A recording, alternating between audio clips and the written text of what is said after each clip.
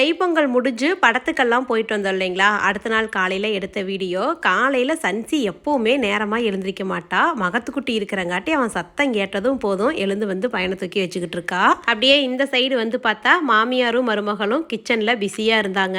சண்டை கிண்டை கட்டிக்கிறாங்களான்னு அப்படியே நானும் லைட்டாக காதை வச்சு பார்த்தேன். சண்டையெல்லாம் எதுவும் இல்லை, சமாதானமாக தான் வேலை செஞ்சுட்டு இருந்தாங்க. சரி, அவங்க சண்டை கட்டி கேட்டி என்ன, நம்ம போய் வம்புழுப்போன்னு சொல்லிட்டு இந்த வைகோதி இருக்கும் இல்லைங்களா, அதை காய வச்சு ஹரிதா கிட்ட சூடு வைக்கட்டுமா அப்படின்னு அவளை செத்த நேரம் வம்புழுத்துக்கிட்டு இருந்தேன். வீட்டுக்கு பின்னாடி உடஞ்ச குடம், பிளாஸ்டிக் இதுல எல்லாம் செடி வந்து வச்சிருக்காங்க. அதுல எங்க அப்பா தினமுமே தண்ணியை வந்து ஊற்றி வச்சிடறாங்களாம்மா. வேரெல்லாம் அழுவி போயிடும், தினம் தண்ணி ஊற்ற வேண்டான்னு சொன்னாலும் கேட்க மாட்டேங்கிறாரு. தண்ணி ஊற்றி ஊற்றி விட்டுறாருன்னு எங்க அம்மா வேற கத்திக்கிட்டே இருந்தாங்க.